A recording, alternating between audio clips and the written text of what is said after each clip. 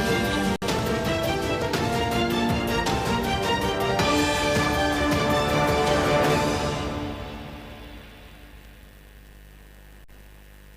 Good morning, this is Developing Stories on Osrc Television.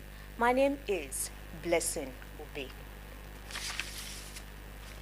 Ondo State has earned its pride of place as the Sunshine State, a week-long celebration to mark the 50th anniversary of its creation attracted dignitaries from far and near, including the Ooni of Ife, Obadeye Ogunwusi, alongside other notable personalities. Governor Loki Aiyedatiwa, while congratulating the people of the state on this historic milestone, reassured residents of the government's commitment to ensuring that the next chapter of the Ondo State journey is even more remarkable. Omorin Olangbeji reports.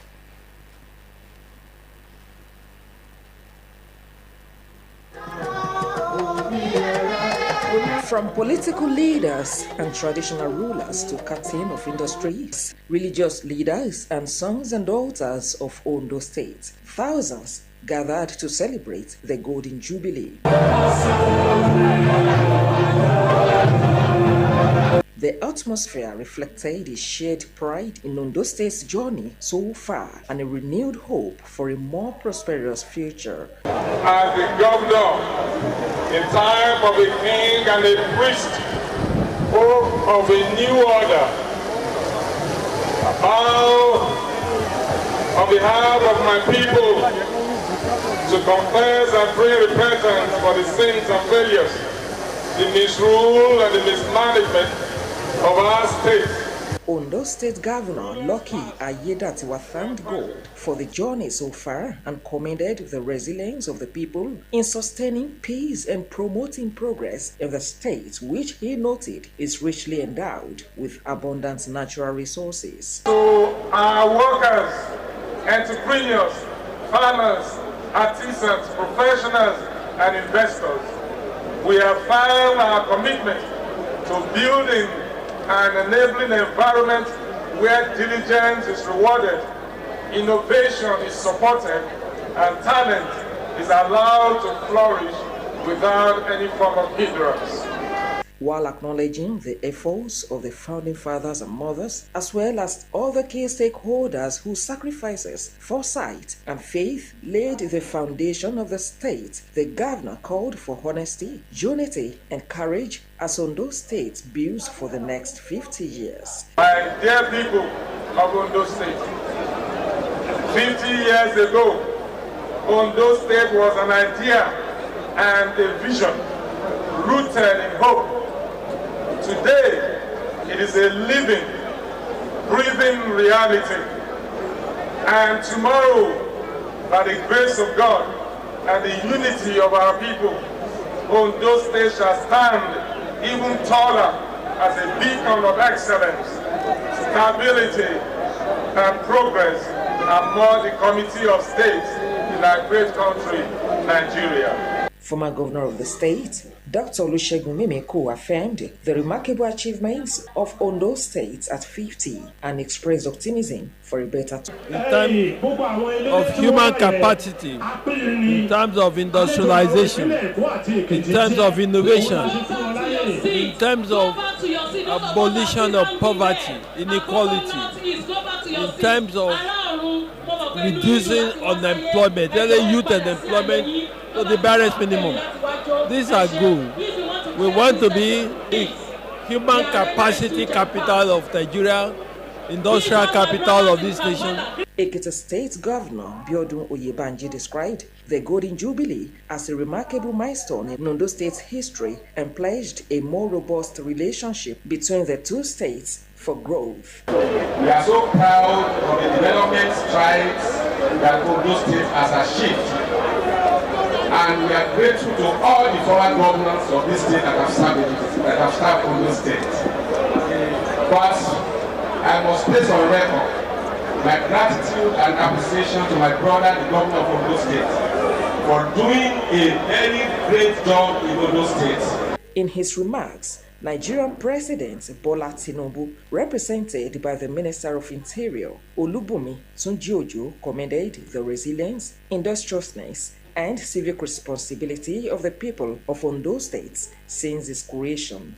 Acknowledging the state's rich culture and traditions, the president called for deeper unity, stronger democracy, and expanded opportunities for all citizens to accelerate growth and development. The federal government under the renewable agenda remains committed to supporting Ondo State in harnessing these opportunities, improving infrastructure, strengthening security, and empowering community, ensuring that every citizen benefits from growth and development.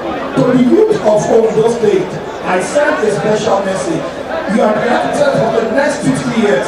Your energy, innovation, education, and commitment to service are vital to sustaining the state's development. The Golden Jubilee celebration is not just a moment of festivity, but an opportunity to reflect on the past, assess the present, and chart a bold new course for the future. Omoriola Nwiji, Osrc News. Now to Oyo State, where the Nigerian Railway Corporation has accused a local government in the state of overseeing the destruction of railway infrastructure worth several million naira in Ibadan, threatening that it will pursue all necessary security, administrative, and legal measures to protect its infrastructure and prevent future encroachments on railway corridors across the country. The corporation alleged that the council chairman led a group comprising thugs, persons dressed in Nigerian armed uniforms, and operatives of the Oyo State Security Network Agency to vandalize NRC property along the mile 1 to 10 axis of Ibadan. The council chairman reportedly claimed he was acting on the instructions of the state governor. During the operation, the NRC said critical rail assets, including rails, sleepers, signal poles, and billboards, were destroyed and carted away. Fences belonging to tenants operating legally along the corridor were also reportedly pulled down. The United States has deployed a small team of troops to Nigeria, the first official U.S. military presence on the group since airstrikes targeted terrorists on Christmas Day 2025. The deployment of Nigeria follows airstrikes ordered by President Donald Trump in December 2025 on what is described as, quote, Islamic State targets in the country. Trump had also indicated that further U.S. military action in Nigeria could follow. The deployment follows an agreement between the federal government and Washington to deepen cooperation against growing terrorist threats in West Africa. Defense Minister Christopher Musa also confirmed the team's presence but declined to give further details.